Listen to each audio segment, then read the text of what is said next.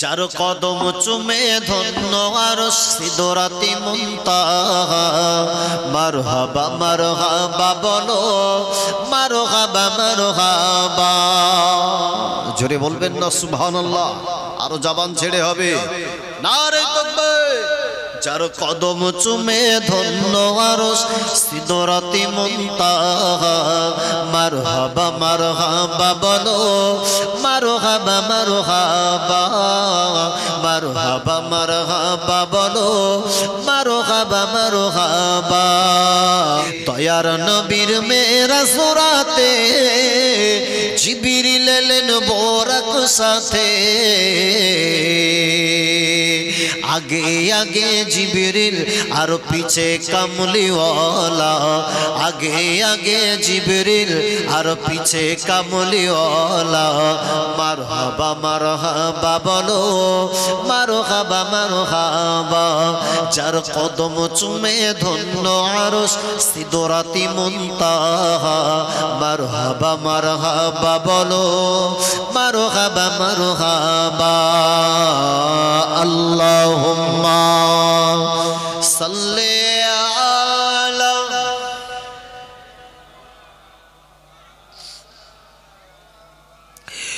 আলা আলি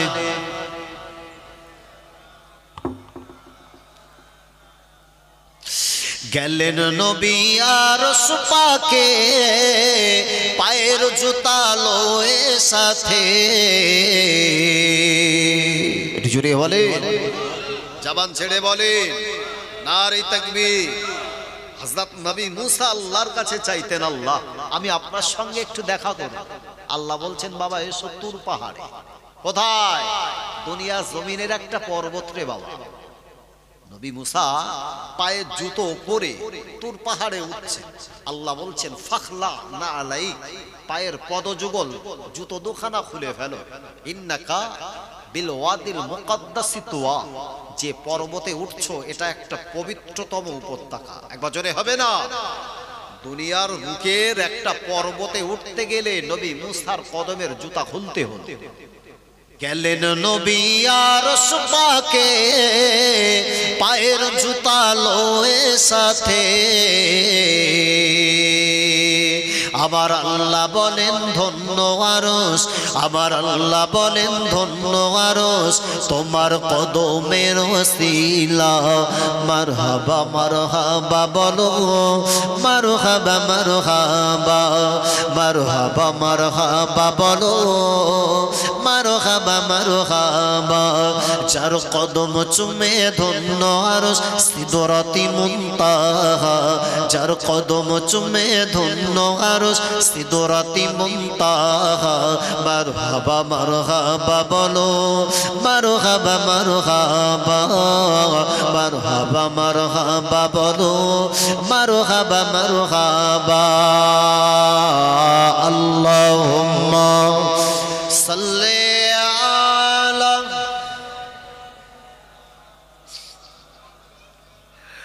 ওয়ালা আলি।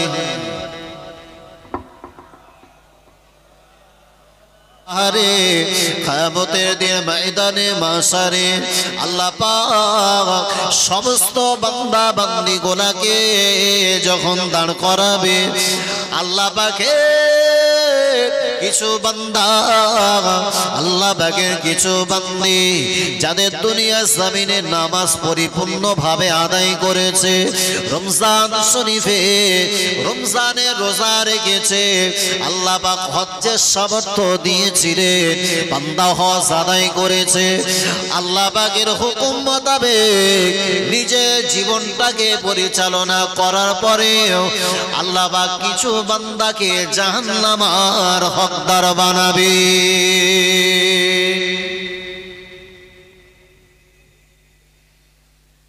নামাজ বান্দার জন্যে জান্নাতে যাওয়ার জন্যে যত উপযুক্ত নামাজ বান্দা দুনিয়ায় আদায় করেছে, আল্লাহ অর্থ দিয়েছিলেন, অর্থের বিনিময়ে বান্দা আল্লাহর হজ ব্রত পালন করেছে, রমজানের রোজা রেখেছে।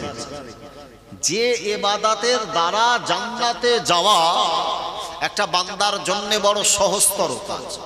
সবগুলো বান্দা পুঙ্খানুপুঙ্খে করেছে, একটাতেও বাদ দেয়নি। অথচ তাদের ভিতর থেকেই আল্লাহ কিছু বান্দাকে জাহান্নামী বলে ঘোষণা করবেন। আল্লাহর বান্দা বলবে, আল্লাহ দুনিয়ার জমিনে তো আল্লাহ নামাজ পড়েছি, রোজা রেখেছি, হজ করেছি, দান সাদকা করেছি গো মালিক, তাহলে আপনি আমাদেরকে আজকে কেন কিয়ামতের মাঠে জাহান্নামী বানাবেন? আল্লাহ বাগের বান্দারা আল্লাহকে বলবা বলে, আল্লাহ বান্দা বান্দি গোলাকে ডেকে বলবে, ও আমার বান্দারা, আয়ামা বান্দিরা শুনে রাখো, দুনিয়ার জমিনে নামাজের তোমার পরিপূর্ণ হালাতে তুমি আদায় করেছো, রমজানের রোজা রেখেছো, বান্দা হজ আদায় করেছিল, কিন্তু না না, দুনিয়ার জমিনে মানুষের হকটাকে ফাঁকি দিয়ে আজকে কিয়ামতের মাঠে দাঁড়িয়েছো। ও আমার ইমানদার বান্দা, আজকে শুনে রাখো, আমি আল্লাহ পাক, আমি আল্লাহ তাআলা বান্দার হকটাকে ফাঁকি দেওয়ার কারণে তোমার ঠিকানাকে আমি আল্লাহ জাহান্নামী বানিয়ে দিলাম। বান্দা বড় ভীত সন্ত্রস্ত হয়ে যাবে, বান্দা চোখ দ্বারা টপ টপ টপ টপ করে পানি গড়িয়ে যাবে। আল্লাহ পাক আপনি আমাকে কোনো একটা উপায় বলে দেন গো আল্লাহ। আল্লাহ পাক ওই সময়কে বলবে, ও আমার ইমানদার বান্দা, আমি আল্লাহ তাআলা তোমাকে একটা অফার দিলাম, যার হকটাকে ফাঁকি দিয়েছো, বান্দা যদি তোমাকে ক্ষমা করে দেয়, বান্দা যদি তোমাকে মাফ করে দেয়, আমি আল্লাহ পাক আজকে কঠিনতম হাসরের মাঠে তোমাকে জাহান্নামের ঠিকানা পরিবর্তন করে বান্দা তোমার জন্য জান্নাতের হকদার বানাবো। জোরে বলে, আরো জোরে বলে। বান্দা যখন একেবারেই চিন্তামগ্ন, আল্লাহ বান্দাকে বলবেন, বান্দা আজকে যদি তুমি চিন্তামগ্ন অবস্থাতে, আমি আল্লাহ তোমাকে অফার দিলাম, যার হক মেরেছো ওর হকটাকে যদি আদায় করে আসতে, আজকে তোমার এই কঠিন বিপদের মুখাপেক্ষী হতে হতো না। আর যখন হক মেরে এখানে এসেছো, উপায় তো একটাই, ওই বান্দা যদি তোমার আজকে তোমার মাফ করে দেন, আমি আল্লাহ তোমার জীবনের ওই গুনাহ মাফ করে বিনিময়ে তোমার জন্য দয়ার জান্নাত থেকে আমি আল্লাহ নির্ধারণ করে দিতে পারি। এক বছরে হবে না? তাহলে দুনিয়ার জমিনে বান্দা যদি নামাজ পড়েন, রোজা রাখে, কিন্তু বাপ যদি বোনের ফারাজ ফাঁকি মেরে যদি হজ করতে যায়, ও হজের উপায় কি হবে? প্রতিনিয়ত ফুরফুরা শরীফের পীর মুজাদ্দিদে জামান দাদা পীর কেবলা রহমাতুল্লাহ আলাইহি একান্ত অনুরক্ত ভক্ত সেজে তার জন্য নারে তাকবীর বলে তাকবীর দিয়ে বা ফুরফুরা শরীফে বছরে 2-4 বার করে যাওয়া হয়। এখন গ্রামের মানুষ তো মনে করতে সত্যিকারের লোকটা হয়তো ভালো একটা ইমানদার পরিপক্ক দাদা পীর কেবলার আসল মুরিদ হলেও হতে পারে, কিন্তু একটু খোঁজলে দেখলে দেখা যাচ্ছে যে দোকান থেকে বা 500 টাকার মাল বাকিলে বাড়িয়ে এলো না, সেই রাস্তা দিয়ে আর কোনোদিন যায় না। তার কারণ দোকানদার যদি বাই চান্স একবার ডেকে বলে, আরা তুই তো সে টাকাটা দিলি রে, তো আর দিলি রে, হ্যাঁ এত সুন্দর পাকা ইমান, অথচ বান্দার হক ফাঁকি দিয়ে বাকায়দায় সমাজের মাঝখানে অজস্র মানুষ ঘুরে বেড়ায়, ভাই তার ভাইয়ের হক ফাঁকি দেয়। দুনিয়ার জমিনে আজকের হক ফাঁকি দিয়ে সমাজের মাঝখানে যে চরম একটা অস্থিরতা তৈরি হয়েছে, প্রিয় ভাইয়েরা অবশ্যই আমাকে জানতে হবে, বান্দার জন্য আল্লাহ দুনিয়াতে 2টো হক প্রদান করেছে। একটা হচ্ছে আল্লাহর হক, নামাজ রোজা হজ যাকাত ইত্যাদি।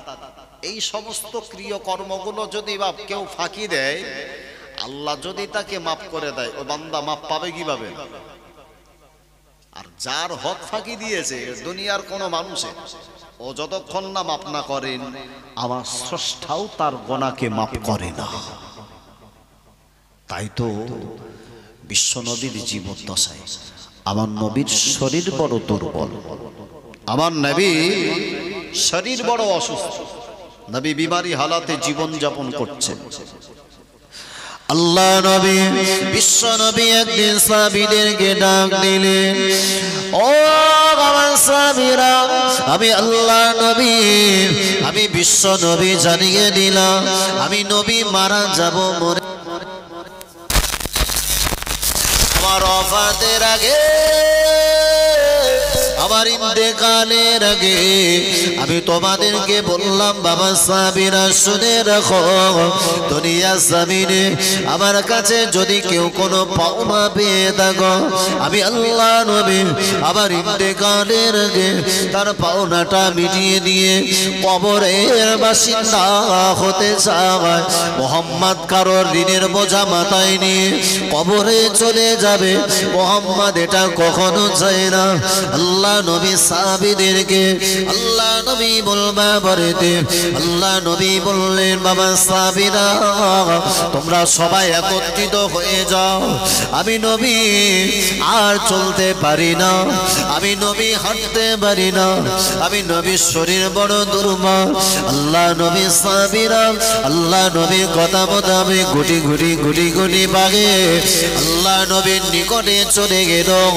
আল্লাহ নবীর সঙ্গে কথোপকথন করাকালীন আল্লাহ নবী ওই সমাবেশের ভিতর থেকে আবার নবী দাঁড়িয়ে বললেন, ও সাহাবীরা, আমি আল্লাহ নবী জানিয়ে দিলাম, আমি আল্লাহ নবী বলে দিলাম তোমাদের ভিতরে যদি কোনো সাহাবী আমার কাছে যদি কোনো কিছুই পাওনাদার হয়ে থাকো, আমি আল্লাহ নবী আজকে তাকে অফার দিলাম সে যেন তার পাওনাটাকে আমার কাছ থেকে মিটিয়ে নেয়।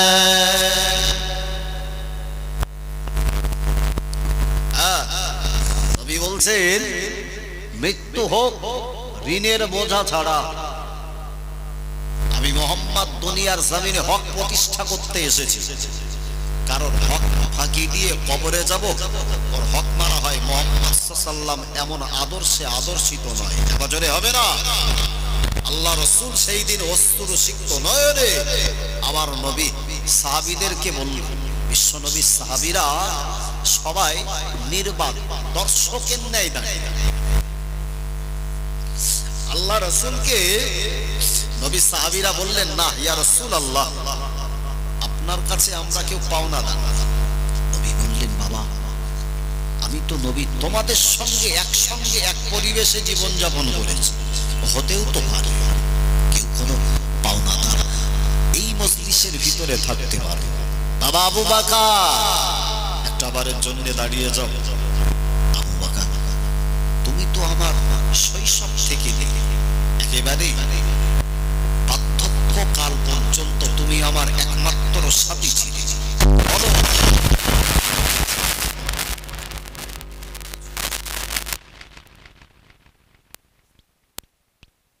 আমার কাছ থেকে চেয়ে নাও।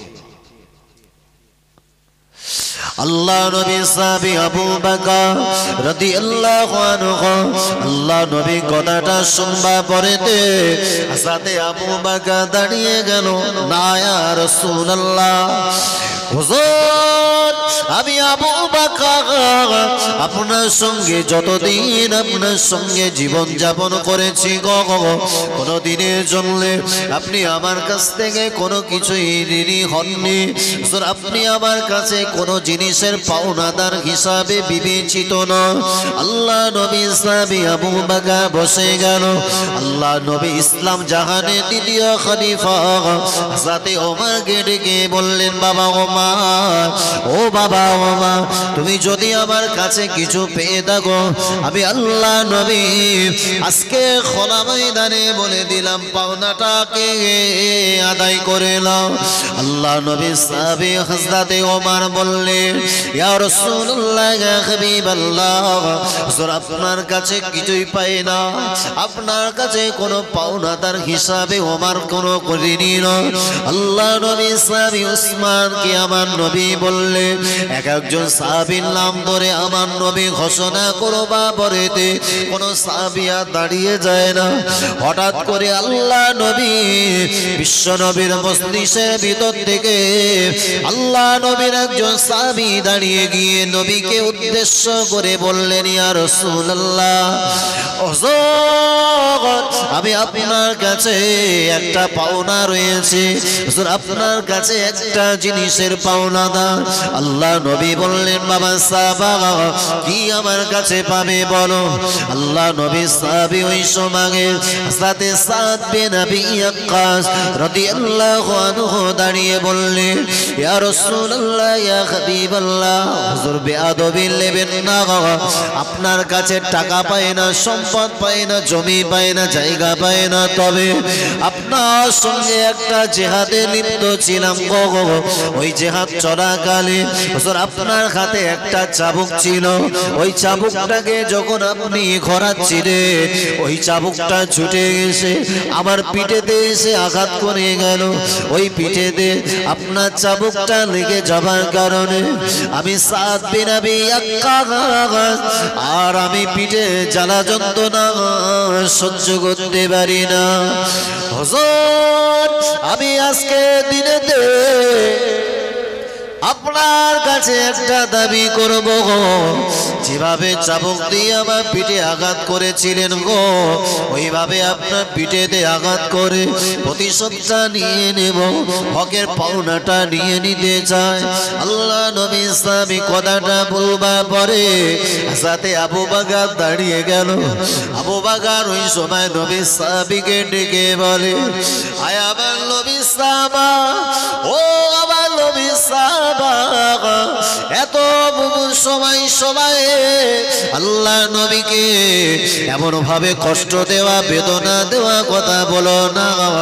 আমার নবীর শরীর বড় দুর্বল, আমার নবী চলতে পারে না, আমার নবী হাঁটবার ক্ষমতাটাও হারিয়ে ফেলেছে গো, তুমি কিভাবে আল্লাহ নবীর পিঠেতে আঘাত করে আমার নবীকে কষ্ট দেবে?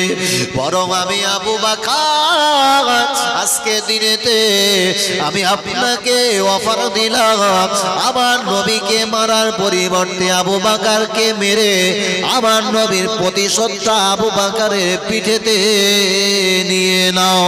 জোরে বলে, তুমি আমার নবীরে মারবে, আমি আবু বকর দাঁড়িয়ে দর্শকের ভূমিকা পালন করব। আবু বকর এটা হারগিজ কখনো মানে না।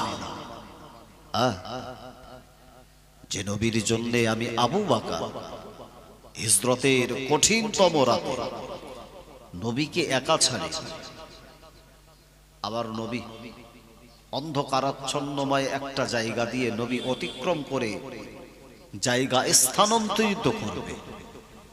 ওই দিনে নিজে বেদিনদের জুলুম, অত্যাচার, উৎপীড়ন কোনো কিছু হুমকি ধমকির ভয় না করে নবীর সঙ্গে সাথী হয়ে হিজরতের রাতটাকে আমার নবীর সঙ্গী হয়ে নবীর চতুর্দিকে ঘুরেছিলাম, কিন্তু নবীকে একা ছেড়ে দেইনি। আজকে আবু বকর কিভাবে সেই নবীর পিঠেতে আঘাত করবে, আবু বকর কিভাবে দাঁড়িয়ে থাকতে পারে?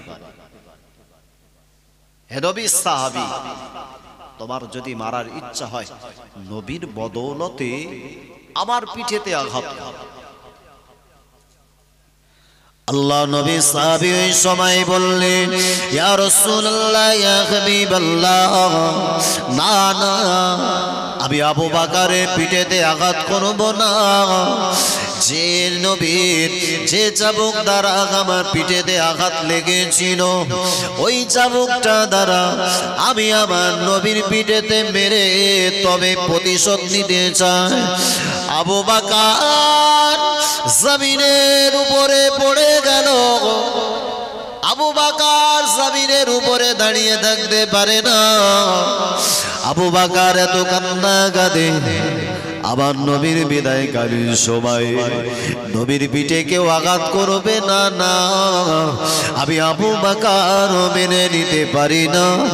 আল্লাহ নবী সাহাবী আবু বকর হাউ হাউ করে কাঁদতে লাগে। আল্লাহ নবী সাহাবী ওমর দাঁড়িয়ে গেল। আল্লাহ নবীকে বলেন, ইয়া রাসূলুল্লাহ, ইয়া হাবিবাল্লাহ, হুজুর একটা বার যদি আপনি অনুমতি দেন আমার হাতে লাঙ্গা তলোয়ার দ্বারা আমি তার গর্দানটাকে দেহ থেকে আলাদা করে দেব। আল্লাহ নবী বললেন, বাবা ওমর, ও বাবা ওমর, শান্ত হয়ে যাও, সবর করো, সবর করো। আমি আল্লাহ নবী দুনিয়া জমিনে মানুষের হকটাকে প্রতিষ্ঠা করার জন্যে আমি নবী আমার 63 বৎসরের মিশন এটাকে ধূলিসাৎ হতে দিতে পারি না। আমার পিঠটাকে তার জন্যে আদর করতে, উদারটাকে আলগা করে দিতে বিন্দুমাত্র দ্বিধা করি না। আল্লাহ নবী সাহাবী ওই সময় উসমান দাঁড়িয়ে বললেন, ও আমার নবী সাহাবী, একটা বারের জন্যে যদি বলো পৃথিবীর জমিনে আবার আল্লাহ আমাকে অনেক টাকা পয়সা দান করেছে গো, সমস্ত টাকা পয়সা ভিতর থেকে আমার আল্লাহ যত ধন সম্পদের মালিক বানিয়েছে ওই সম্পদের কিছু অংশ আবার নবীর মারার পরিবর্তে তোমাকে যদি দিয়ে দেওয়া হয় আমার নবীকে কি তবে ছেড়ে দেবে? নবী সাহাবী দ্ব্যর্থহীন কণ্ঠে বললেন, না না ও নবী সাহাবী উসমান, আমার নবীকে মেরে প্রতিশোধটাই নিতে চায়, অন্য কোনো কারণ অভিযোগ দেখতে চায় না। আল্লাহ নবী সাহাবীর কথাটা শুনবা বলে আল্লাহ নবী ওই দিনে দাঁড়িয়ে বললেন, ও আমার সাহাবী এগিয়ে এসো। আল্লাহ নবী ওই সময় সাহাবীদের বললেন, বাবা সাহাবীরা আমার চাবুকটাকে আমার হাতে দিয়ে দাও। আল্লাহ নবী নিজের হাতে চাবুক ধারণ করে নবী সাহাবীর হাতে চাবুকটা দিয়ে বলে, ও আমার সাহাবী, এলাও বাবা চাবুক, এলাও বাবা চাবুক, আমার পিঠটাকে তোমার জন্য পেটে দিলাম। আল্লাহ নবী নিজে ওই সময় নাতুজানু হয়ে গিয়ে পিঠটাকে আমার নবী তার জন্য এগিয়ে দিলেন। নবী সাহাবী ওই সময় দাঁড়িয়ে বললেন, না না ইয়া রাসূলুল্লাহ, ইয়া হাবিবাল্লাহ, হুজুর আপনি এমন করে যদি আপনার দেহে যদি কোনো পোশাক থাকে এই অবস্থাতে আপনাকে আঘাত করব না, বরং এর চাইতে ভালো হবে আপনি যদি পিঠটাকে আলগা করে দেন, তাহলে আপনার আলগা করা পিঠের উপরে আমি আপনার সাহাবী আঘাত করব। কেননা যে সময় আপনি আমার পিঠেতে আঘাত করেছিলেন ওই সময় আমার পিঠেতে কোনো বস্ত্র ছিল না, ওই সময় আমার পিঠেতে কোনো কাপড় ছিল না, সম্পূর্ণ উন্মুক্ত হালাতে আপনার চাবুকের আঘাত পিঠেতে লেগেছিল।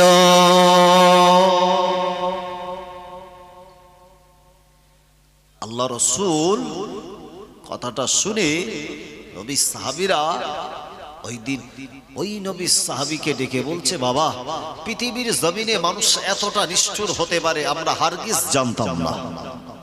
নবী তো পিঠ পেতে দিয়েছেন, তাতেও তার খায়েশ মিটবে না, বরং পিঠটাকে সম্পূর্ণ উন্মুক্ত করে দিলে তারপরে তার পিঠে আঘাত করবে।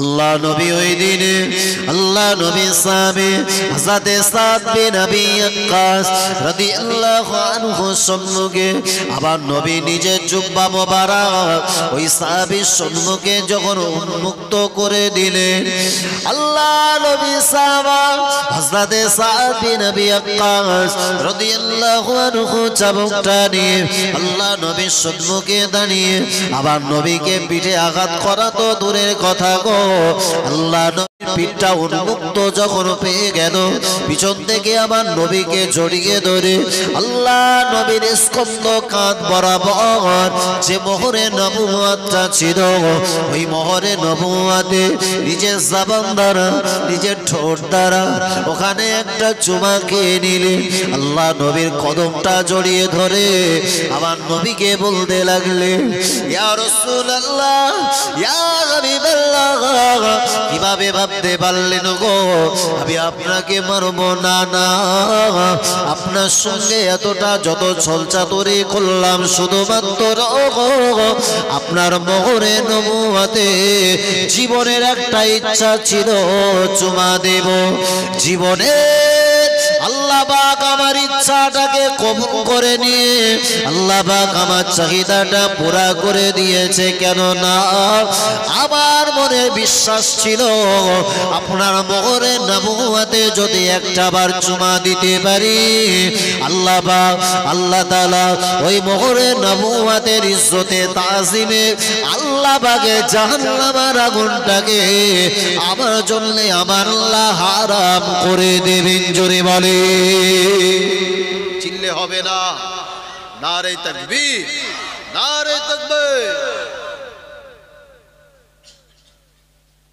আল্লাহ পাক পৃথিবীর জমিনে আমার নবীকে যতটা মুজিজা দিয়েছিলেন তার ভিতরের একটা উৎকৃষ্টতম মুজিজা হলো নবীর দুই কাঁধের মাঝ বরাবর একটা কবুতরের ডিমের ন্যায় একটা আল্লাহ মোহরের নবুওয়াত দান করেছিলেন, যেটা কিছুটা রক্তিম আকারে, তার উপরে মুহাম্মাদুর রাসূলুল্লাহ সাল্লাল্লাহু আলাইহি ওয়াসাল্লাম আল্লাহর পক্ষ থেকে লেখা ছিল। একবার জোরে হবে না? সেই মোহরে নবুওয়াতের দ্বারা আমার নবী নিজের চোখ দিয়ে যেমন সামনের জিনিসগুলা স্বচ্ছ আয়নার মতো পরিষ্কার দেখতেন, মোহরে নবুওয়াতের দ্বারা আল্লাহ আমার নবীকে এত সুন্দর স্পেশালিটি দিয়েছিলেন, ওই মোহরে নবুওয়াত দিয়ে পিছনটাকেও আমার নবী স্বচ্ছ আয়নার মতো দেখতে পেতেন। একবার চিল্লে বলে। তাই রাসূলুল্লাহ যখন কোনো নামাজে দাঁড়িয়ে যেতেন, কোন সাহাবীর যদি পায়ের টাকনার নিচে যদি কারোর ঝুলন্ত কোনো পোশাক পরিচ্ছদের পাজামা বলেন অথবা লুঙ্গি এগুলা যদি ঝুলে থাকতো, রাসূল করিম সাল্লাল্লাহু আলাইহি ওয়াসাল্লাম সেই সাহাবীকে উদ্দেশ্য করে বলতেন, বাবা তোমার পায়ের টাকনার নিচে কাপড় ঝুলছে, যেটা জাহান্নামে যাওয়ার জন্য এটাই যথেষ্ট। তার কারণ যার পায়ের টাকনার নিচে বর্ধিত লুঙ্গি বা পাজামার অংশটুকু ঝোলে, ওই মানুষটার দিকে আল্লাহ পাক কিয়ামতের ময়দানের মাহশারে তার দিকে রহমতের দৃষ্টি দিয়ে দেখবে না।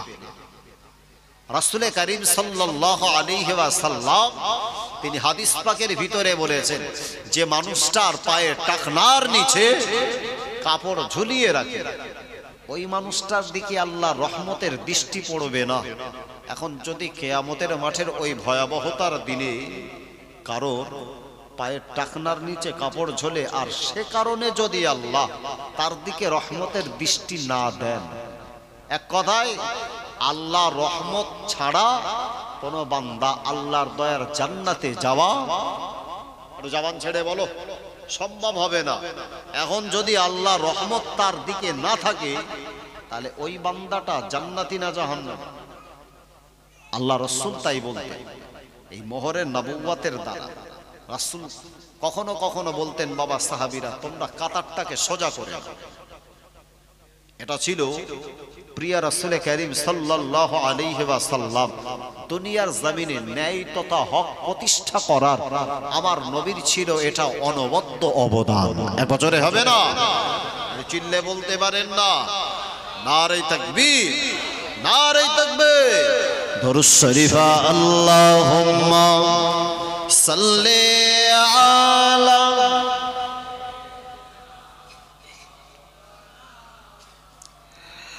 ওয়ালা আলি সাইয়্যিদিনা আমারে কণ্ঠে তুমি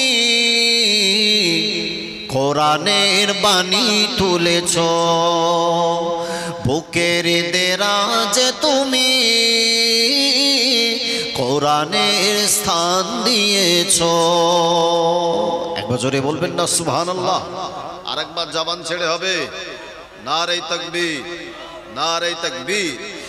এত ভালোবাসো কেন মালিক আমার, কি করে শকর তার করি আদায়।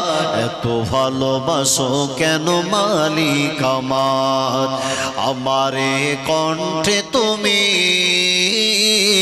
কোরআনের বাণী তুলেছ, বুকের দেরাজে তুমি কোরআনের স্থান দিয়েছ। এত ভালোবাসো কেন মালিক আমার, কি করে শকর তার করি আদায়। এত ভালোবাসো কেন মালিক আমার, এত ভালোবাসো কেন মালিক আমার। লা ইলাহা ইল্লাল্লাহ, লা ইলাহা, লা ইলাহা ইল্লাল্লাহ। পৃথিবীর দিকে দিকে অজদরি দে, কণ্ঠ আমার নামে তোমার গীতে। পৃথিবীর দিকে দিকে অজদরি দে, কণ্ঠ আমার নামে তোমার গীতে। তৌফিকিয়ে তোমার নিয়ামত বেসুমার, তৌফিকিয়ে তোমার নিয়ামত বেসুমার। পেনুয়ে পড়ে মন সাজদায়, এত ভালোবাসো কেন মালিক আমার। জোরে হবে না, আরো জবান ছেড়ে হবে, নারে তাকবীর। আমারে কণ্ঠে তুমি কোরআনের বাণী তুলেছ, বুকের দেরাজে তুমি কোরআনের স্থান দিয়েছ। এত ভালোবাসো কেন মালিক আমার, কি করে শকর তার করি আদায়। এত ভালোবাসো কেন মালিক আমার, এত ভালোবাসো কেন মালিক আমার। লা ইলাহা ইল্লাল্লাহ, লা ইলাহা, লা ইলাহা ইল্লাল্লাহ।